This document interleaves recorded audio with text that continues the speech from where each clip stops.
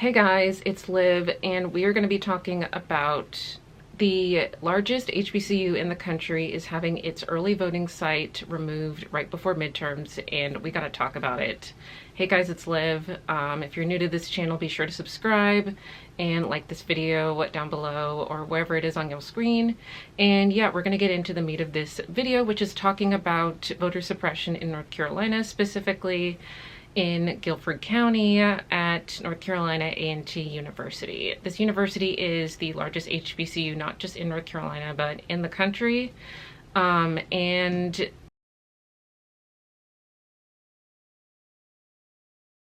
to remove this early voting site that was on the campus, and this is obviously really messed up.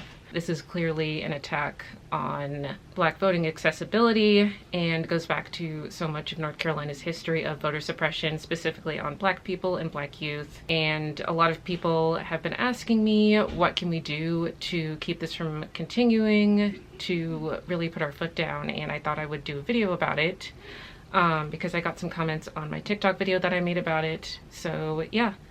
And one of the things you can do is to share this video so other people that you know in your life, your friends, your family, even if you don't live in North Carolina, can know about this, because not enough people are talking about this issue. The media isn't covering it nearly as much or at all, really. So the first thing that you can do is to really get plugged in with organizations in your local area, whether you're in Guilford County, Cumberland County, Alamance County, like wherever you live in North Carolina. If you are a North Carolina resident, try to find a county Democratic Party or an Indivisible chapter, which is an organization that focuses on issues like this. Also, if you're on social media, to follow Common Cause NC.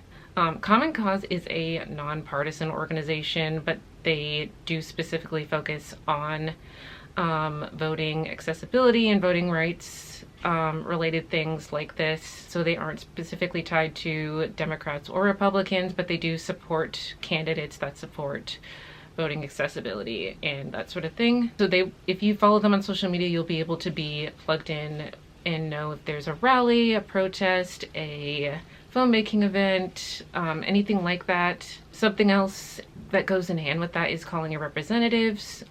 There's an app called 5Calls that you can use to call your representatives for where you live. If you are watching this and you're not in North Carolina, you can call representatives as well and use that app. You type in your address or your zip code and it will tell you who your representatives are, and basically let them know that you do not agree with what's happening, that this is not okay, and that you want them to do something about it. This is very imperative, especially since midterms are right around the corner. Early voting is going to be starting very, very soon. I know that people think like, oh, the election's not till November, whatever, but early voting starts in March, which, like, I always say this as a former organizer, that you blink and the election is right here.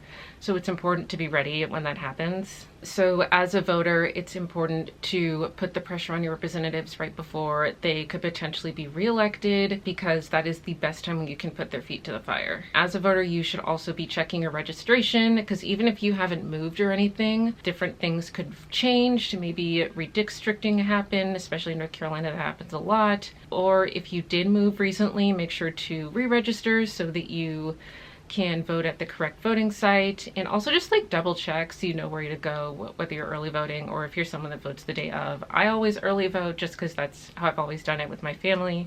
We early vote just to get it out of the way. You can do that on ncsbe.gov.